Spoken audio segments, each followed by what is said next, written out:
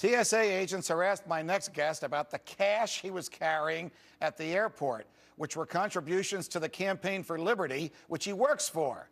Steve Bierfeldt recorded the entire event, and even filed a lawsuit with the ACLU against the TSA that did result in a policy change. He's now coordinating a national opt-out day on which Americans across the country will resist the TSA's unconstitutional searches 1 week from today, the day before Thanksgiving. Steve Bierfeldt, it's a pleasure. Thanks for joining us on Freedom Watch. Thank you, sir. Good to talk with you. Likewise. Now, tell us what happened to you at the St. Louis airport about a year ago, where they stopped your bag and found something inside and asked you some questions about what they found. Sure. I was coming back from the St. Louis Lambert Airport. I was coming back from a Campaign for Liberty conference, and I was carrying a little less than $5,000 in cash and checks from Campaign for Liberty, ticket sales, book sales, things like that. And I was stopped by the TSA.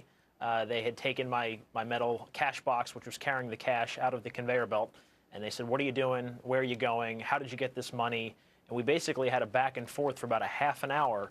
They asked me if I stole it, asked me if I was a drug dealer, said they were going to call the FBI on me, threatened me with arrest. And my response to their question was continually, am I required by law to tell you that? You know, what rights do I have? And they either refused, or they lied to me, or they just threatened me again. Now, unbeknownst to them, I had recorded the conversation with my cell phone. All right, and they didn't find that out until afterwards. In fact, you and I communicated, and you actually played the tape for me. Here's a little sampling of what they say to you. Here's the officer saying, this is the first full screen we have. Well, we'll listen to him. He says, "I'm just trying to ask you some questions." But here's the way he said it to you. "I'm just trying to ask some questions to figure out what all this is about so I can get you on your plane. But you want to play smartass, and I'm not going to play your game." Is that the voice of the officer speaking to you? That's the TSA agent, yes, sir. Okay, we have another one from that same tape in which he asks you why you have the money, and you ask him why he's asking you the question. Take a listen to this one. The question is, why do you have this money? That's the question. Right. That's the major question. Yes, sir, and I'm asking if I'm legally required to answer that question. Answer that question first. Why do you have this money? All right, we know how this ended up. They didn't have the right to ask you the question. Right. It was none of their business what money you had, and the lawsuit that you filed against them for this indignity resulted in what?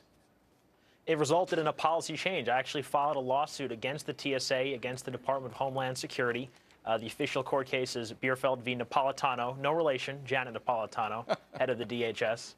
And it resulted in an actual policy change. The TSA issued a policy change to its employees that said you cannot be harassed or searched for things that are not regarding airline security, like carrying money or things that are not posing a safety risk. All right. So it was a success. I know that you are as outraged as I am, and virtually everyone watching us now is, about the porn or pat-down choice. Yeah. But you're doing something about it. What are you doing about it?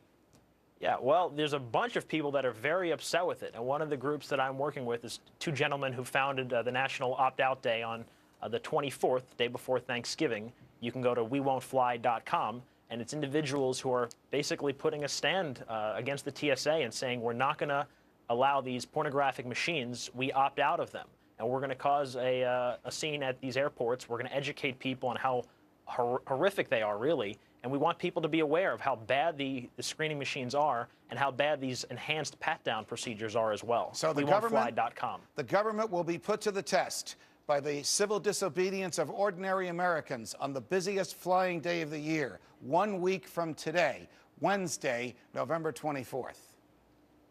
Absolutely. You know, we changed the law. You know, my recording for half an hour actually changed TSA policy. You had, I think, John Tyner on the other day. He recorded the conversation that he had with the TSA. Civil disobedience by Americans and educating fellow Americans on the tactics of the TSA can work. We just have to get it out there. We need to be respectful and peaceful, and we're hoping that it's going to issue a policy change. Steve Bierfeldt, thanks for joining us, my friend. Thank you, sir.